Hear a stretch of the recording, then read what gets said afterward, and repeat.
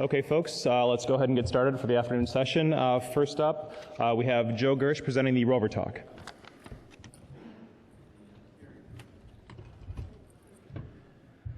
Good afternoon. I'm Joe Gersch from Secure 64. I'm also representing Dan Massey from Colorado State University, as well as Mike Glenn and Chris Garner from CenturyLink. The topic is route origin verification, a way of doing BGP route origins, checking out whether they're valid or invalid, and doing that mechanism using DNS. Basically, the idea here is to have a lightweight method for checking BGP origins. The purpose, of course, I know that you all are aware of IP hijacking, but there's also IP fat fingering and other things that go on, so it can also help prevent some of the just mistakes that can happen out there.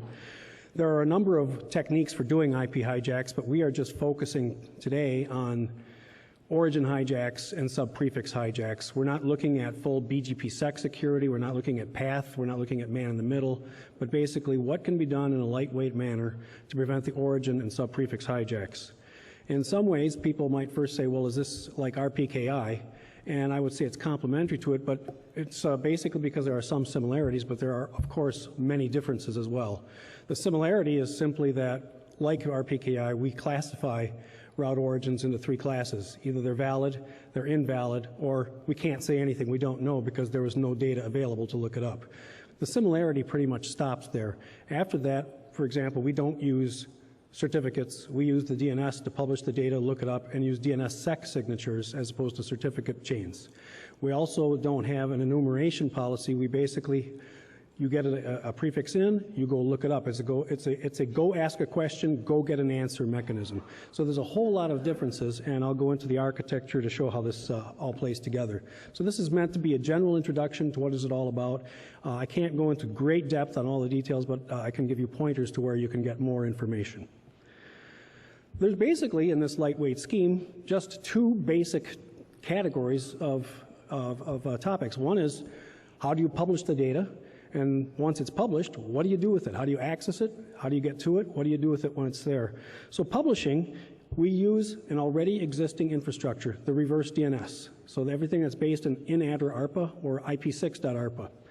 And again, as I mentioned earlier, we don't use certificate chains. We use the already existing and already deployed DNSSEC architecture. So we can actually validate the data we get back with the signature, and if the AD bit is set, we can basically say this is an authentic piece of data because it's been validated against the DNSSEC chain of trust as opposed to a certificate chain of trust. That doesn't mean it's easy to just say, well, let's put the data in reverse DNS, because there's some interesting issues with that. I'll show you in just a minute when we go to the publishing side. But the second part is, once the data is there, what do you do with it? When you access it, should it do something in the control plane? Should it just inform operators that something's interesting going on? And the answer is, yeah, a lot of different applications can be built with this. And so I'd like to show some of them. In fact, one of them was talked about yesterday by Shane Amante from Level 3 when he was talking about looking at verifying prefix filters, looking at the IR and so forth, and looking at its validity by comparing it to information that would be published in the Reverse-DNS. The design model is probably familiar when we use the IP hourglass model. We have a strong, long foundation of things that are already there. At the base, you've got things that are there, DNS, DNSSEC, all of the redundancy, the zone transfers, the real-time update capability. It's something that's been out there for 20-some years, and people know how to deal with it. So our project originally began with, well, if it's already there, can we use it as a mechanism to have a worldwide distribution, publishing mechanism, if you will, and a validatable, if that's a word, mechanism to say what are the route origins associated with a particular prefix. So the wide base at the bottom of the hourglass is this foundational aspects of things that already exist. It's there, it's deployed, why don't we take advantage of it? At the neck of the hourglass, we wanted a very small set of access methods. Basically, okay, what is the naming scheme and what is the record scheme for publishing the information in the DNS so that you can have applications do a dig or go get a DNS answer to a particular query. Keeping it small, knowing that it can be authenticated with the DNS signatures, is making the actual mechanisms for ROVER itself quite small. It also is something I want to point out, a best effort retrieval. Some people say, well, if you're going to go ask DNS a question, how do you know you actually got the answer? And the answer is you've got 3 states. When you go ask DNS a question and you get something back, it's either going to be valid or invalid. You either know, for example, if you ask for a particular prefix, it's going to come back and say, I definitely do have an answer. It's been validated with DNSSEC. It definitely does not have anything published, and I can prove that with DNSSEC. Or the third is, I'm still waiting for the answer. There was a failure, a software, something happened that you didn't get an answer back at all. This is very similar to the IP stack. This is best effort retrieval. This is not a guaranteed retrieval, it's best effort, which means in the access methods and the level up above, you can actually have exponential retries, things like that, because if you think something's going wrong, you can try over and over again to get the answer and alert somebody if something looks wrong. So there are various schemes that can be built on top of that. Finally, we open up the hourglass wide again, and we start looking at what can we do with the data once it's published. I'm going to show a couple of applications, but in particular, you could verify routing databases like in the IRR. This is wrong. It says build prefix list. It's actually verify prefix lists is what that should say. You can interface to the RTR mechanism that's in an RFC already. You could actually do real-time notifications. That's the one I'll be showing you. In fact, if I go back a couple of slides, you'll remember that. Let me show that actually. This one right here. There's a map of the world. This was an actual monitoring application where we had BGP announcements coming in from 40 monitors around the world.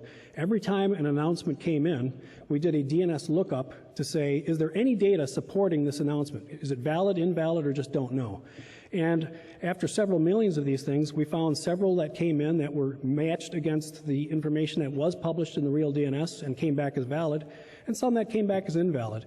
Shane from Level 3 actually played an interesting experiment with me. He says, we'll play a cat and mouse game. I'm going to flap a prefix. I'm going to withdraw some routes and I'm going to re-announce them. Catch me if you can. So what actually happened with this map, I was looking at the screen when all of a sudden a little flag started popping up saying, oh, it's about 10:30 in the morning. I think Shane's up to something. Within 1 minute of his flapping that, we were able to detect, as it propagated around the world over the course of 7 minutes, the various invalid announcements that were being propagated and catch it on the map. So sent Shane an email and says, gotcha. So the cat and mouse game actually worked. So that's an example of one application out of several, because frankly, the reason we wanted a wide upper half of the hourglass is because as we worked with different operators, we find that CenturyLink doesn't want to do what Level 3 does.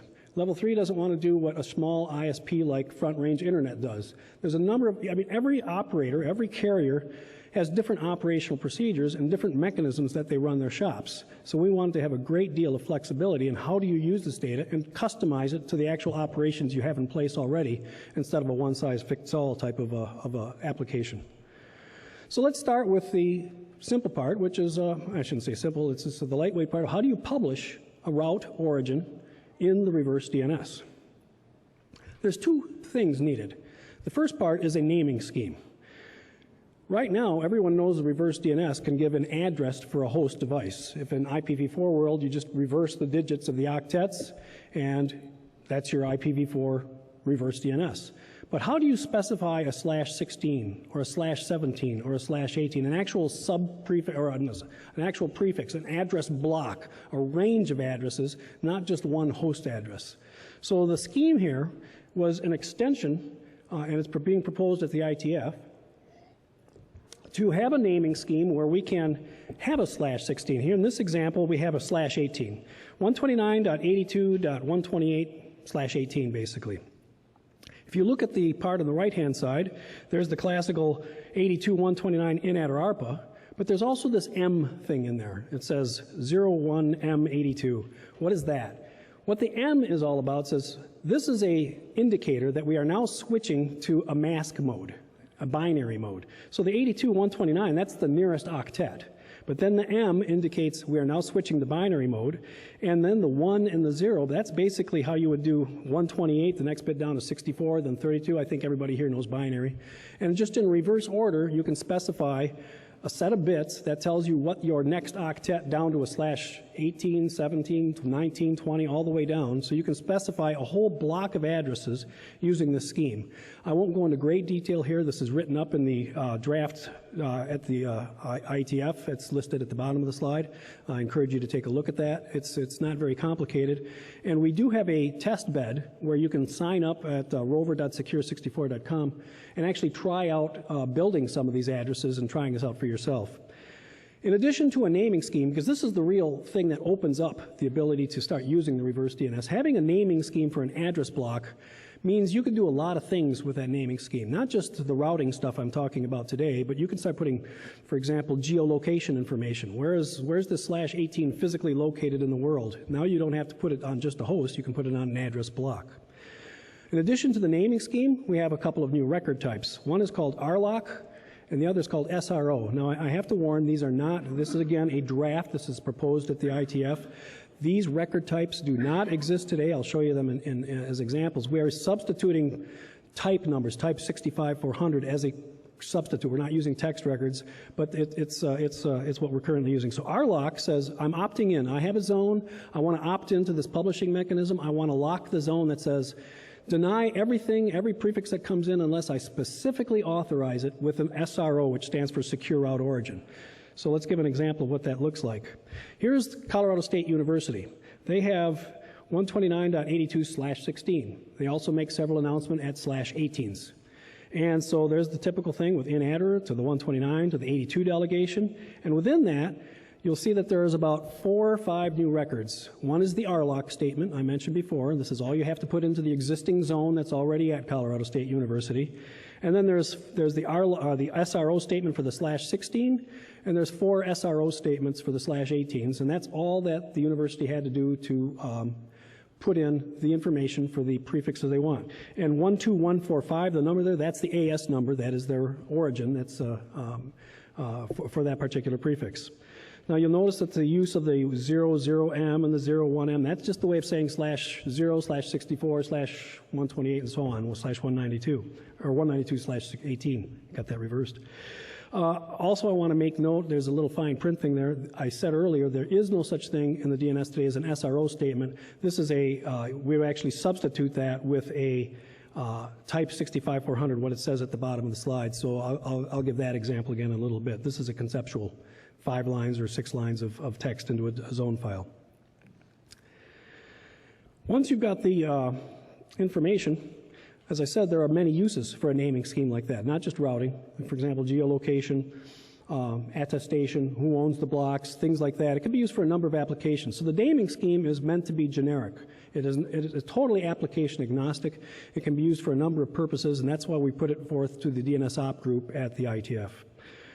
We are seeking input for that discussion. In fact, we'd like to see this naming scheme become adopted by the working group, so we would appreciate any support that people might have to put comments forth to the IETF. If you want to publish your data, there's 2 ways to do that. If you have some routes and some prefixes and some AS origins you want to put in, you can either try out the rover.secure64.com testbed and have a go, or you can publish it in the real DNS. There's nothing stopping you. The Rover testbed will help you actually form them. It has some provisioning tools to help you build that. But if you want to do it by hand and put it in the real in-adder ARPA, go right ahead. It doesn't hurt anything. And that way, things will just be out there. Once the data is out there, what do you do with it? So you look it up. It's that simple. Once you look it up, what do you do with it? Well, one thing you could do is say, I got an announcement. I look it up to see if it's valid or invalid. If it's invalid, maybe all I want to do is alert the NOC. Say, just thought you ought to know, but you got some prefix hijacking going on or a sub-prefix hijack going on. Or you could build and verify route filters on a, say, nightly or weekly basis or whatever your policy might be. You could, if you wanted to, although I don't think anyone would do this in the short term, actually have control plane adjustments made in near real time. However, I think that's a dangerous thing to do right away. I think personally this ought to be vetted out for 6 months to a year before anyone would do that, but it's a very possible thing to do. And there's other tools that can be built. So clearly, because there's such a wide range in the upper half of the hourglass, starting with simple verification. Just get an announcement, go look it up, see if it looks all right. That's a great first step to go with. There is data available now. This is what a real zone file looks like. It's probably in small print for the people in the back of the room, but you can look at the slides later. This is the actual SRO record as a type 65400 and a type 65401. It actually shows how the data is formatted. And if you were to do a dig right now, you'd actually see that this is, for example, level 3's data. CenturyLink also has data published there. I did some scans of various prefixes. Other people have taken the IETF draft. There's some people in Germany, some people in France, other places that have already published stuff on the real internet, and my monitors are finding them. So again, if there's a call to action for the publishing side, there ought to be a call to action for the verification, and the access side is give it a try. We have this application. In fact, let me show it on the next slide again. BGP Mon is something developed using route views, using the BGP Mon capability at the Colorado State University, which has 40 collectors around the world peering with various routers. The dial, the speedometer on the right, basically says, I'm getting, well, in this case, 77 updates per second coming in. And of these 77, I'm looking them all up. I've had several million come in, and because there's not much data today in the Reverse-DNS, most of them are viewed as, don't know. Could be, it's just viable. I can't tell you it's good, I can't tell you it's bad. However, in this case, quite a few, 400 or so, said, I looked it up, the data was there, and they were valid. On the bottom half of the chart, it's showing, earlier experiments showed that I had a couple sub-prefix hijacks that we tried to inject using the techniques of flapping the routes and so forth, and the experiments caught them. So this is a live capability. It's online now at rover.secure64.com, and you can actually give this a try to say, here's a real-time monitoring capability that can build this map of the world and show you where different announcements are being monitored from and whether the data we found was valid or invalid. And so that's one mechanism to start using the verification side. So you can use Rover itself as an application to do this, or you can verify your own. There's nothing stopping you from writing a simple script, be it in Python or shell script that does digs, looks up whether from a route announcement or from just something you type in, whether this is a valid or invalid by looking up the SRO. So all of this is there. It's available. This is, again, to summarize, a very lightweight mechanism to do route verification, to do access of information having to do with blocks of addresses. So routing application is a logical first step. And it's something that's in progress right now, running right now, using mechanisms that exist right now. As Shane said yesterday, he's doing it right now. I'm doing it right now with a totally different application. And other people are looking at even other applications that can use the data that's being published. So with that, I'd like to open up the floor to any questions you might have, but that's meant to be a brief overview of what the ROVER, which actually is a word, route origin verification, ROVER, all about. And I hope this is of interest to you and could be very useful to the audience here because, as I said, not all operators use the same techniques. Everybody has something different. This is a mechanism that's lightweight and can adapt itself to what you do. So, questions? Randy Bush, IIJ. Hello, Randy. Hi, Joe. Many folk know I have a conflict of interest here in that I'm heavily involved in the RPKI work and secure origin validation. I'm really pleased that this is based on the 20 years well-proven DNSSEC. Bing, something's wrong there. The number of reports of DNSSEC failures that we see is more than the number of route origin hijacks we see, and so what the heck. The RPKI versus DNSSEC in adder.arpa based are two different trust models. Yes. Two different security models in the sense of what they actually protect and what they don't protect. Okay? And two different universes of status as far as where they are in the IETF. One's not even accepted as work, one is already RFCs. That's correct. And one is having a contest of who's running what is silly. And that I don't understand. think you want to get into that. So I think the real problem for us as operators is what protection is offered and what does it actually do as far as trust and what I can specify. And what I think other people are better qualified to discuss the DNS issues, but I gave it the office on that one. But the fact, as we're discussing on the NANOG list, of when I want to either configure an access list on my router or want to verify in real time, the two extremes of route validation, one's static, one's very dynamic. In the static one, I need to enumerate the full coverage. And in the dynamic one, I want it already in my router because I don't want to issue DNS queries every time I get a BGP announcement, okay?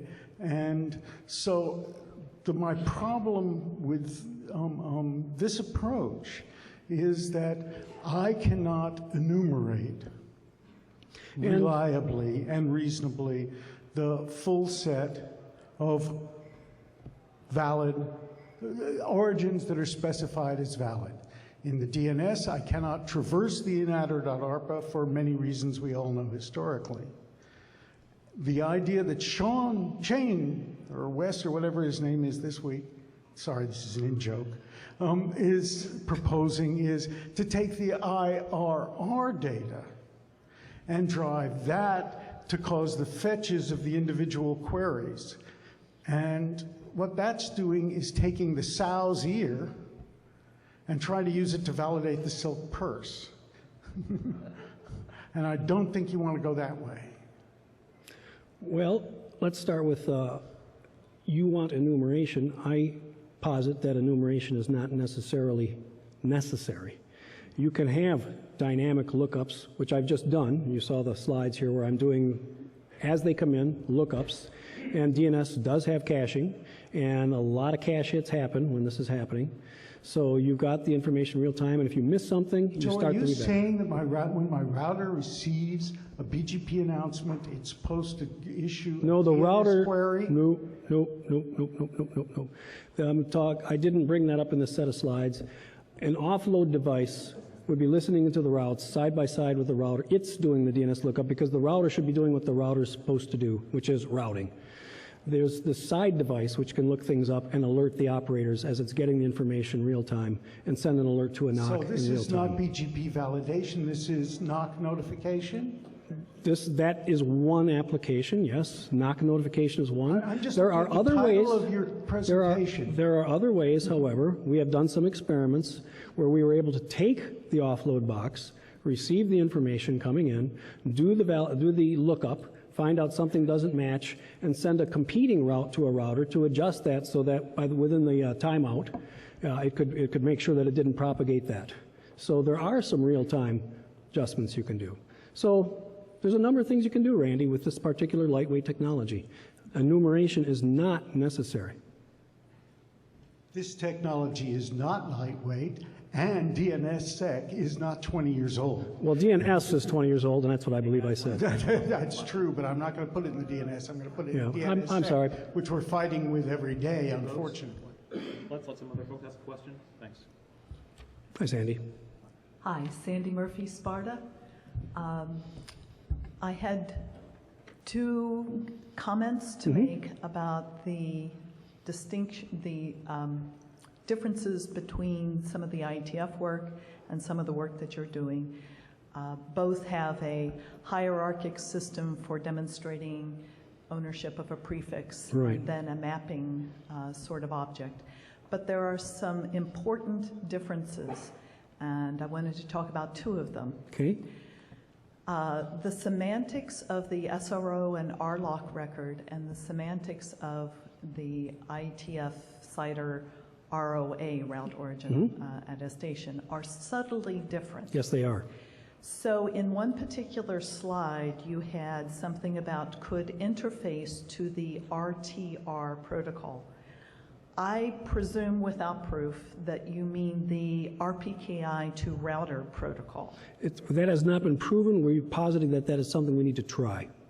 That's why I say could. No. I'm just I'm asking what the RTR Yes, that's means. exactly what that meant. Okay.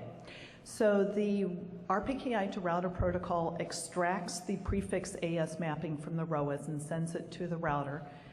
There's a route validation algorithm defined in RFCs that is in the router implementation that looks at that prefix AS mapping.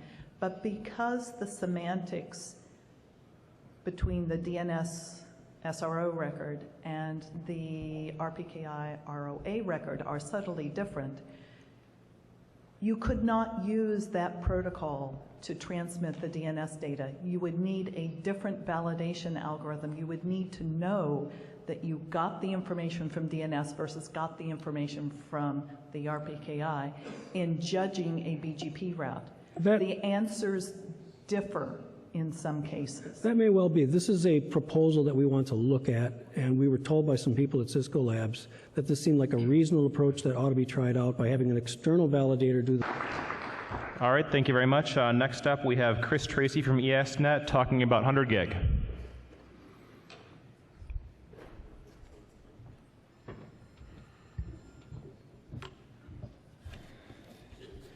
Hello there. Now for something completely different, I think. Where's the clicker? Right. It's right there, yeah. Just a big green button on top. Okay, thank you. Hello, good afternoon. I'm Chris Tracy from ESNet, AS293. Going to be talking about 100 gig today and our experiences. So just to I have to apologize. The title of this talk might have been somewhat misnamed. It might have led you to believe that we are just experimenting with 100 gig, and that's actually definitely not the case. We're actually right in the middle of deploying a production 100 gig backbone across the nation. So much of this material and our operational experience was built on our initial experiences with deploying this coast-to-coast prototype 100 gig network. But just in a few months, this will all be transitioned to production quality 100 gig network. So I'm going to talk about a few things that we learned with our initial turn-up, but I just wanted to clear up any confusion about whether or not this is a real network, because it is. This is just a quick outline of the talk. I'm sure you're all capable of reading, so I'm just going to get on with it and start into a quick overview of what we call ANI and ESNet 5. So ANI, or the Advanced Network Initiative, was a ARA-funded program that was intended really to accelerate the commercialization of 100 gig by deploying a nationwide 100 gig backbone. And so what we essentially have today is a pre-production 100 gig network that has 100 gig circuits stretching across the country. It links the three major Department of Energy supercomputing centers shown here in the red circles. Those are NERSC, Argonne, and Oak Ridge. And we also have a 100 gig connection to the International Exchange Point known as Manland in New York. So separate from we basically have another entirely dark footprint which spans the nation. This is actually a separate fiber pair that's mostly congruent to the lit network that I'll talk about in a few moments. With the exception of some metro strands, this fiber is completely dark. We're actually actively looking for researchers and/or vendors to work with us, to submit proposals to use this to do field trials and prove out technologies like flexible grid ROADMs and terabit lambdas, things like that. Finally, we have an experimental testbed that's deployed at three locations, at NERSC, Argonne, and Brookhaven.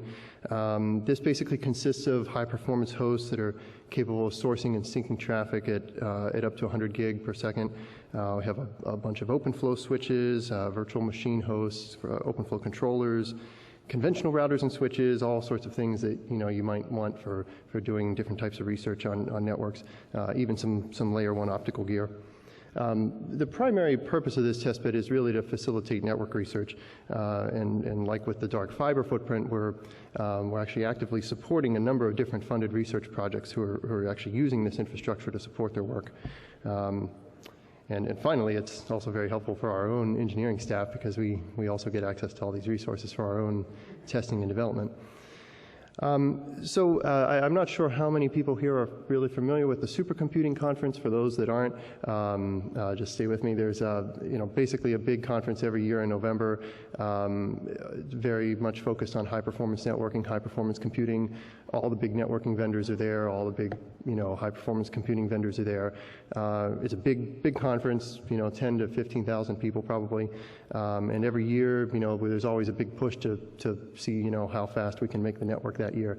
And so at the last supercomputing in 2011, it was in Seattle, what we essentially ended up with at the end were 700 gig circuits, one of which went all the way into Seattle. I'll talk a little bit more about the engineering of that link at the end.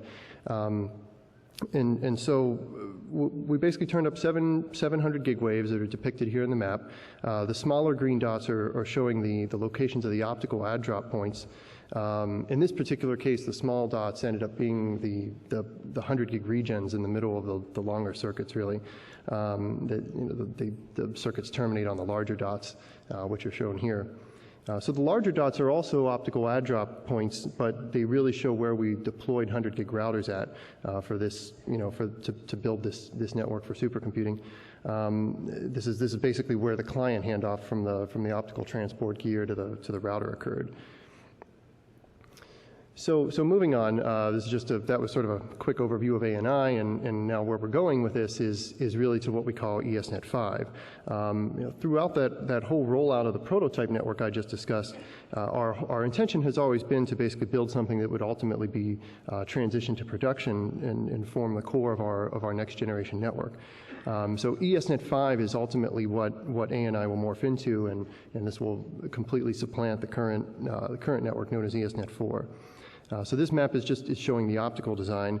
This essentially consists of 13,000 miles of lit fiber, all of which is lit by equipment that we can control and manage. The wave capacity across the network, across the black lines, is actually shared with our partner Internet 2. So what we've done is on these links we've divided the wave capacity, and so the system is engineered for full fill. So we divide it up to between 88 channels. We get 44 each at 50 gigahertz spacing. On some portions of the metro rings, we have it's actually solely owned by ESNet, so we have the full channel capacity to ourselves there. So as of today, last I checked, we were over 200 amp nodes deployed across this network. There's still some work that remains along the West Coast. I think it's Seattle down to LA or so. A lot of nodes are, I think, still in the process of being brought up. I think we're anticipating about over 300 or maybe 350 amp nodes at when everything is finally finished being built. Out of all those nodes, we also have a bunch of add drop points shown by the black circles, and these are essentially where we can add drop client signals and install transponders, and so these are essentially MEMS-based multi-degree ROADMs that utilize wavelength selectable switches. And what they can do is, they can either all optically pass channels from one degree to the other. They can locally add drop channels and either connect to clients or form regions for long circuits. And 15 of these nodes, particularly in the metro areas, have what we call directionless capabilities. By directionless, we really mean that waves that terminate on that node can actually be optically rerouted either east or west without physically moving any fiber at that site. So this is particularly useful in the metro areas where we might want to actually reroute circuits in the event of fiber cuts, since we're provisioning all these circuits without any kind of protection. So we're getting close to working our way here up to layer 3 here. In a couple of slides, you'll actually see how all of these 2,300 gig circuits see where they're all actually landing at and where all the routers are deployed. But shown here are just 2 examples of 100 gig circuits across the wide area as well as the metro. These circuits are handed off to 100 gig routers that are deployed at the endpoints of these circuits. And if the circuit extends quite far, like that one from Sacramento to I think it's Denver, there's usually one or more regions required along somewhere in the middle to ensure an error-free link. And so currently we're targeting 23 lambdas to turn up by by the early fall of this year. So in total, to support all those 23 circuits, we obviously need to have transponders where they terminate, but for many of these, we also required a lot of regens in the middle. And so at 100 gig, the cost for this can really add up quite quickly. As much as possible, we've strived to minimize the number of overall regens by, using optical modelers and carefully selecting the hardware. In some cases, even having to wait possibly till a better version of an amp or something might come out that gives us better performance, for example. So here's a picture of the routed network. Basically, what we're just moving along up the stack here. Our current target right now is 20 routers that are going to have 100 gig interfaces. The orange circles with the number 100 in them actually show the location of all those routers. And across those 20 routers, we're deploying 52 layer 3 100 gigabit Ethernet interfaces. So all those solid blue, the thick solid blue lines show they represent basically a single 100 gig lambda across that DWDM optical transport layer, connecting 200 gig routers. And similarly, the thick purple lines are the same in the metro areas. So you may or may not be surprised, we actually have 3 customer sites that are shown here that actually own their own 100 gig router that actually connect to us at 100 gig. And yes, they have actually shown they're capable of even filling this up with real applications that are not just iPerf. And finally, we have let's see, I think we have 200 gig exchange point interconnections, one at Starlight, one at Manland. We're expecting it to take some time to really see any significant traffic on these, but we've already brought these up. The red stars show places where we're anticipating more of these 100 gig peering points to other RNE networks. Okay, so that's just sort of an overview of ANI and ESNet. Now I'm just getting more into the meat of the topic here. So just taking a step back from a high level, the transport system is really taking 100 gig client signals, encapsulating those with G709 into a new optical transport network signal called OTU4. That OTU4 signal essentially includes something called forward error correction, or FEC. And what that does is allow for error correction and detection to make sure you can have error-free links over 1,800 kilometers. This does increase the bit rate for that single wavelength up to about the 112 gigabit range due to that extra added overhead. But that FEC actually provides a coding gain that can be measured in dB that helps to reduce the required optical signal-to-noise ratio. And finally, a modulation scheme that's known as dual polarization quadrature phase shift keying is used to squeeze that entire 112 gig signal into this little 50 gigahertz window of optical spectrum. And so since I mentioned DPQPSK, we might as well talk a little bit about what exactly that is. In the past, in order to increase the channel line rates, going from 1 to 10 was simply a matter of just increasing the symbol rate. Symbols were just binary intensity modulation. We could go from 1 to 10 with a single carrier without having to do anything particularly fancy. The commercial success of 10 gig has really led to quite a cost reduction of all these 10 gigabaud components. So instead of changing the symbol rate drastically, 100 gig has really looked into other ways of leveraging the existing technology and trying to find other ways to increase the channel bit rate. So dual polarization was one way to achieve this. You can take polarization multiplexers and basically double the channel bit rate by just simply combining 2 orthogonal polarizations. So this actually doesn't change the amount of optical spectrum that's needed, that's actually used on the fiber, but it still allows you to double the channel bit rate. So the graphic here that's highlighted in the red box is intended to help kind of visualize this concept. It shows how there's a horizontal and a vertical polarization that are multiplexed into one signal. And so in addition to keep costs low, you can even use a single laser and have 2 modulators to drive the cost down so you use the same transmitter for both polarizations.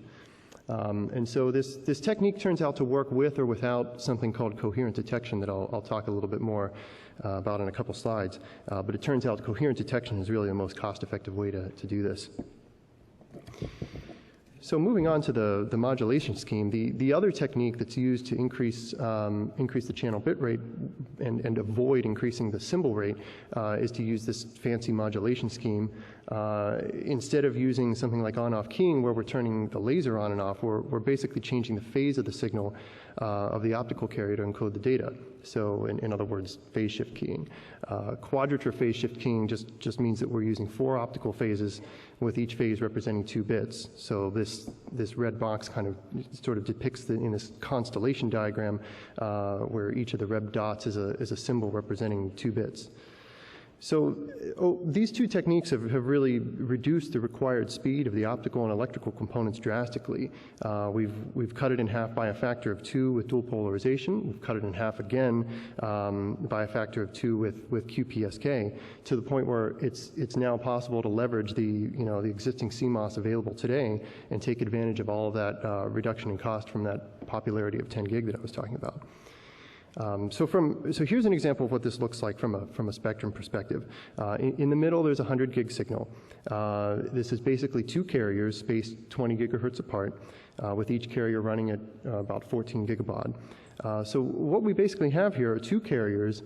We have 2 polarizations, and we have 2 bits per symbol from those constellation diagrams we just looked at. So what we end up with is these 2 14 gigabaud carriers turning into 112 gigabit per second signal. And I'll just pop up the channel spacing here, and you can see this fits quite nicely into a 50 gigahertz spectrum. The other thing that's clear here is that the spectral efficiency of these 100 gig signals is quite a bit better. There's actually less wasted spectrum. You can kind of see when you compare to the 10 and the 40 gig signal, you're using more of what's available there in that 50 gigahertz band, right? So I briefly mentioned coherent detection a few slides back, and I'm going to elaborate a little bit more on that. This is really the breakthrough technology that I mean, at least in my opinion, is changing everything. This was originally designed back in the 70s or 80s, but really optical amps proved to be a cheaper and easier way to improve the noise tolerance. So a lot of this work on coherent was largely abandoned. We started placing amps every 50 to 100 kilometers, and problems were basically solved, and we didn't have to worry about this. So coherent detection has been sort of rejuvenated due to all the advances in digital signal processing. The number of gates, operating frequencies have all changed. So now we can actually process these kinds of signals and apply these sophisticated transformations in order to do this signal recovery, to do things like 100 gig. And really, there are 2 things that this is really changing. It's really leading to the elimination of needing dispersion compensating fiber. Chromatic dispersion is just simply no longer a limiting factor like it has been for 10 gig. And the other neat thing about coherent detection is that it really works like a radio receiver. You basically tune a local oscillator to the frequency you're interested in, so it's frequency selective. This has proved to be quite a breakthrough in optical filtering, because so far optical filter technology has been very disappointing. It's never really been matured to the point where it's cost effective, so things like colorless ROADM architectures have never really gotten very far, because the optical filtering technology has just never matured to the point where it's cost effective to do this. And finally, colorless ROADM architectures are now being created now that this technology is here and becoming reality. So we will finally really have the complete software reprogrammability of the optical layer using coherent detection. So once you bring this thing up, you're not going to have to move fibers around in order to, if you tune to a different wavelength, you're just going to automatically be able to shoot that wavelength wherever it needs to go. There's a few interesting side effects of this. One of them is that we no longer really need fixed optical filters. Components such as the arrayed waveguide gratings that are very common in DWDM systems would basically be pulled out and replaced with different kinds of components that are essentially just splitters and combiners and things like that. And if we no longer have a need for fixed optical filters, we don't really need a fixed wavelength grid. And so we really don't need to actually stay aligned to the ITU grid any longer. And ultimately, this is going to allow us to make more efficient use of the spectrum. We'll be able to pack in channels that require more bandwidth or less bandwidth. We'll be able to pack them closer and give them the amount of bandwidth they need. This is actually going to require new wavelength selectable switches that actually support this concept, but I think in time we're going to see this. So one interesting thing that has come out of all of this is that amp placement has become a really important issue. It's not just if you want to go above 100 gig to 400 gig or 1 terabit, but even just staying at 100 gig, we're starting to see the effects of amp placement issues driving the need for additional regens in the network.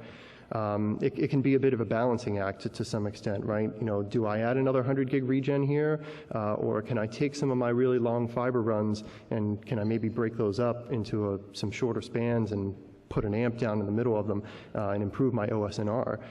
So OSNR is really what is, you know, the key factor in dealing with 100 gig and in the higher bitrate channels. The ideal amp spacing, you know, what your system is designed for is not necessarily going to match reality when you actually get into the field and, you know, get your fiber and you start looking at how long it is, right?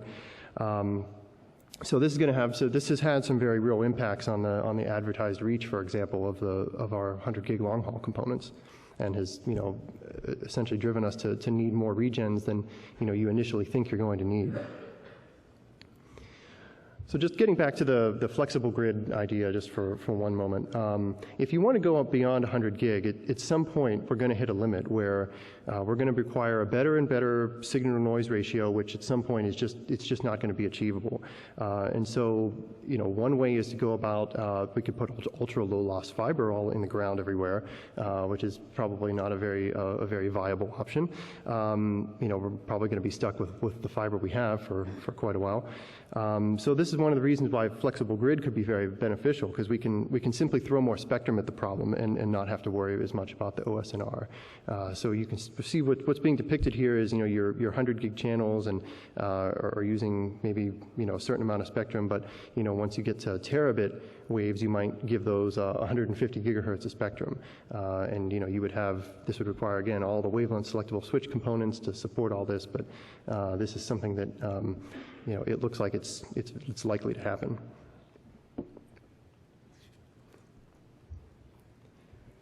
Okay, my clicker is not working. There we go. Okay, so that's kind of the rundown on the 100 gig over the WAN, and just moving into a bit about 100 gig Ethernet transmission. This is I threw this diagram in here because I like the way it depicted how the packetization and you know, works with 100 gig Ethernet, because it's quite a bit different. They've really had to exploit parallelism throughout the design, and you see here, you know, the physical coding sublayer is really doing some sonnet-like functions where, you know, it's providing the ability to give you know, to avoid reordering and skew of the wavelengths. So it's adding very synchronous kinds of concepts to Ethernet to allow, basically allow you to use 10 gigabit components and turn things into smaller and smaller signals and reorder them all when they come in on the receiver. And then here's a little bit closer look at what the inside of, for example, a 100 gig CFP looks like, right? And you have this thing, you have the physical medium attachment, and then the important thing here is this thing called the gearbox, the 10-to-4 gearbox. This is one of the things that you were going to see in the 10x10 CFPs, or sometimes referred to as LR10. It eliminates the need to have this gearbox. It can be quite a costly component.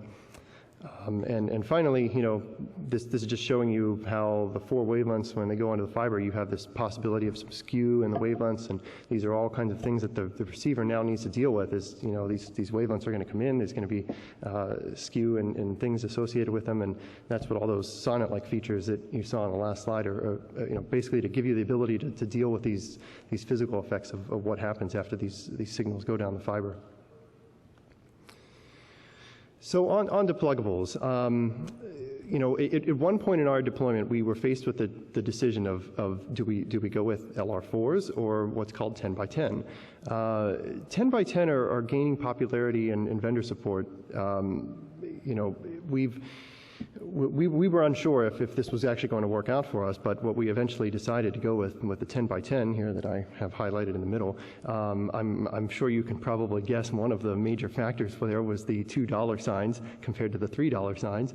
And so this was a very significant amount of money when you start multiplying things by 52 or so, or even 104, since you need optics on the transponders and on the routers, right?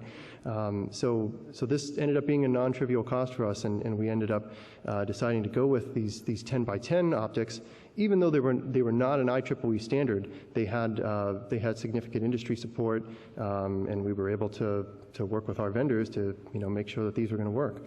So one of the things that I'll elaborate on this a bit more later, but it's the same thing with 10 gig and 1 gig pluggables or any pluggables in your gear that you already have. Will it work or not? I mean, some vendors are going to lock it down, and you're not going to be able to use it at all, and they're going to force you to buy their certified optics. And some vendors will. It'll work, but it might not be very happy, and so it's the same kinds of issues we've seen with 1 gig and 10 gig, right? So in terms of optical power, these things are really hot. They launch at plus 13 aggregate. So one of the things we found interesting is we sometimes didn't even have power meters that could read that high, right? I mean, you plug the thing in, it just says high, right? It just says no, the power meter only goes to plus 10, for example. And I guess some of the things that we realized after starting to look at these were that you really can't test for compliance unless you have an optical spectrum analyzer. If you really want to see the per lane optical power across all 10 wavelengths that this thing is putting on the fiber, you really can't see what how much difference there is between the wavelengths, for example, or if you have one CFP that's a little bit better than the other, right? Because you might have out of a pile of CFPs, some might launch hotter on average, and you might actually get a little bit better performance out of ones that are actually launching a little hotter, for example. And just a few other things that we've just sort of random notes here. We've generally found that with the 10 by 10s, we can just plug them in. They engineer them nicely to be able to not need any attenuators when you plug them in back to back, for example. SR10 we really haven't had a whole lot of experience with, so we're still looking at maybe using this in some locations for hooking up hosts eventually or something like that. But we've really standardized on 10 by 10 or also known as LR10. And that's sort of really the only pluggables we've really done any thorough testing of. We've done some LR4s in some limited cases, but it's really mostly 10 by 10. CXPs look very interesting. They claim to be, they're going to be interoperable with CFPs in terms of, you can plug a fiber into a CXP over here and you can plug a fiber at the other end of it into a CFP and everything should work fine. We have, really have no experience with CXPs yet, but. So anyway, we're turning up our first 100 gig circuit in October of last year, right? And this is a month before the big conference where we have to have all the 100 gig stuff working, and things are great. We can ping across this our first 100 gig channel, right? That's going almost across the whole country, which is very cool. We have about 40 days or so, and we actually do want to actually allow users to test this stuff before we actually have the show. And it was great to be able to ping, but we really wanted to show that under load this thing still performed well. Everything looked perfectly fine for the transport system. FEC was not kicking in at all. It was just showing everything looking very clean. But we wanted to just drive it at 100% utilization just to really make sure everything was okay and really measure zero drops, do some validation of QoS and things like that. And so the question became, well, how are we gonna test this? Because we don't have any 100 gig test sets. So how are we going to generate this much traffic, right? And do we need to buy a 100 gig test box? So we have all these 10 gigabit perf testers already deployed everywhere. They're just basically hosts that have 10 gig NICs in them. And so we decided, well, let's have some fun with some routing loops. So we can take a perf sonar box, is what the boxes are called, that have these 10 gig NICs to our existing routers on ESNet 4. We hooked up a couple 10 gigs between ESNet 4 and ANI, which will be ESNet 5 soon. And we started basically creating some, basically just throwing in some static routes and starting making routing loops. And we carefully chose some TTL so that traffic would loop exactly the right number of times, and voila, we just just turn on an iPerf cannon, and instantly we have traffic looping 50 times around the network, and we can actually see the utilization go all the way up to 100%. So this was this gave us some good feedback that okay, this is we're not getting any errors on the routers, the transport system still looks good. We were pretty happy with this. So that was a quick way to just saturate the link and just do some sanity checks, and we're really wondering, can we do something a little bit more sophisticated and actually start counting packets and making sure we're really not losing any. So we started actually setting up policy-based routes for policy-based routing to do more complex loops. We're still doing basically sending just UDP traffic, but we're going onto the routers and essentially sticking in these policy-based routing configs and firewall ACLs to start counting back packets and measure loss and everything, and this just this just worked out great because I mean we fired this off and we were looping stuff around the entire network all across all those 700 gig channels that we brought up, and just zero loss. So that was really what we were looking for, and we're very, very happy to see that. And then we go and hand it off to the people who actually want to use it. So that was that. The next step was really to see, well, how does TCP perform on this thing, right? Because these are totally different gear that we've not used to. What we essentially ended up configuring here, it's unless you're familiar with this might be a little hard to see. NERSC is on the West Coast near Oakland, California. Argonne is near Chicago. In the middle there are basically our 100 gig links between Chicago and California. And what we had at each site as part of that experimental testbed on ANI that I told you about, we had a couple of hosts that are actually capable of each sourcing and syncing 40 gig of traffic each. So we have the ability to actually generate 120 gig of traffic and sync 120 gig at either end.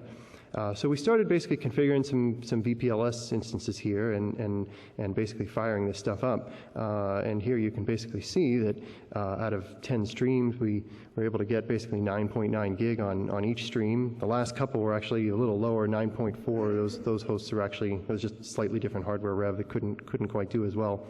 And at the very bottom there on the router, you could actually see the percentage utilization on the 100 gig interface was actually 99%. So this gave us good confidence that the TCP was going to perform as well as also, which we had a lot of concerns about. We did still find some issues with this, but I'll get into that in a bit. So at this point, we had sort of learned a little bit about, well, there were some certain things that were good about using host-based testers, and then we actually had access to some hardware testers as well, and that actually proved to be very valuable because they are very good at precisely controlling the packet content. They're very stable. Well, I don't know if I should say that. Actually, they're not always stable, but you can test a lot of different things, including things like reordering, which can be quite difficult to actually test with host-based testers. So I'm not going to read everything on this table, but we just sort of started writing down some of the advantages and disadvantages of hardware testers and the host-based testers. They both were very useful, and they both had their advantages and disadvantages. So we found with the host-based testers, it was very nice to actually be able to fire up real applications and start doing disk-to-disk transfers and see how stuff is really going to work when people hook up real hosts to this thing. So moving on, this, I make this all sound like everything was just great and definitely we'd never had any problems, but, obviously we did. And we found ourselves basically tracking down loss problems, tracking down reordering and things like that, and trying to figure out what was going on. We were not just, acting alone. We actually had customers who had routers that are other vendors, right, and connecting to us and connecting to other networks as they're using different gear, right. So we're sort of connecting a whole bunch of 100 gig stuff together that's all basically brand new, lots of different vendors. obviously we had some issues here and there, and we found that tracking down loss is pretty easy as long as you have accurate counters, and it's nice to be able to actually filter on like an IP address or something and be able to track down loss that way by counting packets. But when you have background traffic and stuff that or you can't count with ACLs, it can be quite difficult to see if am I getting loss here, or where is this loss coming from. It's very important, obviously, to know where all of the drop counters are on your boxes. I mean, is it getting dropped in some queue somewhere, or where is this loss happening that I'm seeing? So we spent quite a good bit of time tweaking QoS and all this to really figure out how to get this all running loss free. Tracking down reordering was quite difficult, especially if you don't have a hardware tester. We found some ways to do this using hosts, but we really liked using the hardware testers for this. We were doing things like capturing packet traces and all kinds of stuff and analyzing these things and trying to figure this out. So it turned out to be quite time consuming to do so. Loopbacks tended, I'm sure many people have obviously learned the values of using loopbacks or debugging things like sonnet circuits, and we found that it was very helpful to be able to verify patching and things like that by going onto our transport gear, setting a facility loop facing the router, making sure we had link come up on a port. We could quickly sanity check patching between the optical transport layer and the routers that way. So that was very helpful. You could ping, we could basically send pings to a broadcast address and make sure that we're not getting lost there. And it was just very helpful to be able to place loops in different places, either at the near end of the circuit or at the far end, to isolate problems. There were certainly a number of things that we had to work out, but eventually we got this all working quite well. So just a few notes on interoperability before we get to the end here. Between the transport gear and the layer 2 and the optical transport gear, we really didn't see any issues. I mean, the optical transport gear was just, bits went in, bits came out. It was just as transparent as you could ever hope it, should be, right? It was, there was basically no problems, never had any issues. Between, layer 2 gear and layer 2, 3 gear and some other layer 2, 3 gear, we had various different kinds of issues. Remember, it's, 100 gigs still quite new. We're dealing with products that are just out the door. Vendors have chosen slightly different ways of dealing with 100 gig and supporting 100 gig in their platform. So, it's really important to understand exactly how the flows go through your equipment. I mean, what is the interface on the backside of your 100 gig line card? How does it interface to the backplane? How does that backplane interface to the switch fabric? Can they actually handle a single 100 gig flow? Are they, doing something different? And understanding what schemes they use to basically internally load balance or something like that it can all be very important in understanding how to get good performance.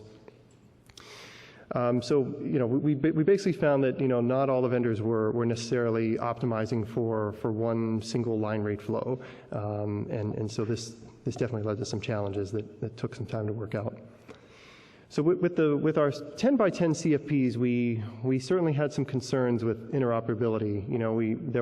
We certainly went into this as a bit of an unknown as to whether or not this thing was going to like the 10 by 10, and is it going to talk okay with this other thing. After lots of testing through supercomputing, and after we basically ended up demonstrating basic interoperability, and by that I basically just mean these things could pass packets. They weren't always really happy that you stuck this piece of this pluggable in there, but things did, packets did flow, and I'm not going to claim that your vendor is going to officially support this. They probably won't, but overall, we found that in general we could just plug these things in and they worked quite well. The support for optical power monitoring, in the CLIs varied quite a bit. I mean, some had it, some didn't. Some had per lane power, some had only aggregate power, some had nothing at all. So that was that was a bit a little disappointing, but not really a big surprise. Unfortunately, over short distances, we had no problems plugging in the 2-kilometer versions of the 10 by 10 into 10-kilometer versions of the 10 by 10. So that was also good to find out. And so just a bit of this is sort of some details about what we did with those 100 gigs that we took up to supercomputing. So near the beginning, I mentioned we had 100 gig from Salt Lake going up to Seattle. And so one of the challenges here was that another network, Canary in Canada, actually wanted to bring a 100 gig channel in as well. So we basically, had to work very closely with the SINET wide area network group to figure out, well, how are we going to do this? And so what we ended up here with is that, the actual OEO conversion really happened right on the show floor at the trade show and down in Salt Lake City for our circuit. In the middle here, we had a couple of regens, so there were actually 2 regens required between Salt Lake and Seattle. And this is where it gets kind of interesting. So actually, once we got to Seattle, instead of actually terminating the circuit there in the Weston building at the POP, we actually handed it off to the domain that's managed by the SINET WAN team here, basically as alien waves. So instead of handing them a 100 gig E client signal, we basically said, okay, here's an OTU4, right? Just keep transporting this over to the over to the show floor. And so these boxes that were between the Weston building and the trade show at the convention center were really just taking in alien waves, just doing the power balancing and pushing them across, and they actually didn't get converted back into 100 gig E until they got all the way to the show floor. So just a little quick case study there. Similarly, something happened basically with the Canary wave. It came in from Victoria, the University of Victoria, and came in as an alien wave into the Weston building in Seattle and went over as an alien wave. So that's more or less it. In the future, we still have a lot of work to do, obviously, to finish the build, to do the transition. Some of the things that we're interested in looking at are actually, we're going to be mixing 10 gig on-off keying with the 100 gig DPQPSK. These technologies do not really play well together. We don't really completely understand what the impact of doing that is going to be. There is a reference here if you want to read more about it, but there are certain things that we're a little bit concerned about, and I think we're going to restrict ourselves to doing 10 gig in the metro areas to probably avoid a lot of these problems. But this is something we're interested in looking at. Deploying colorless ROADMs is certainly, hopefully, on the roadmap. Long-term flexible grid, if this concept ends up being commercially viable. Eventually, we want to do terabit waves and things like that. And so, just finally, before I end this, I just want to just acknowledge everyone who helped make this work possible. There's a lot of some people here in this room really helped make all this possible, and it certainly wouldn't have been possible to do all this without the rest of the ESNet staff and everyone you see here. There's some references if you're bored at night and you need to go to sleep. Any questions or comments? Oh, come on.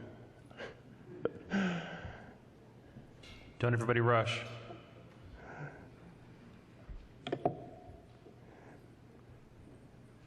Hi, Will Hargrave from Lonap. I was interested in your comment about the 10 by 10 SR use in the data center, and I wonder whether if you think maybe we'd like to see greater failures of 100 gig links as a result of them just simply using more fibers. Because a lot of the failures of links I see in data centers is kind of like someone leant on the cable, or the connector was dirty or something like that. I wondered if you wonder whether that might increase.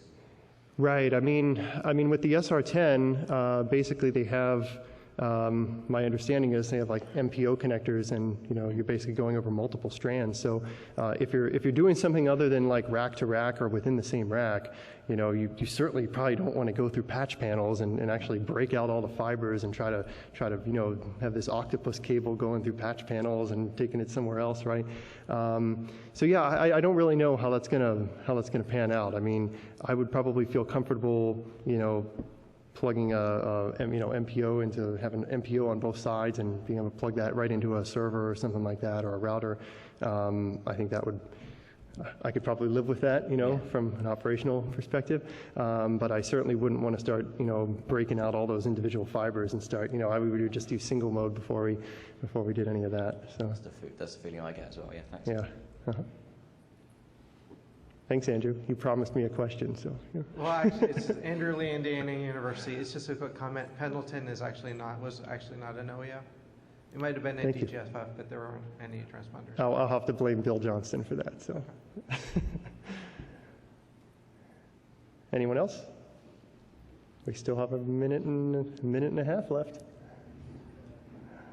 Well, thank you all very much. If anyone has any comments privately, feel free. Thank you.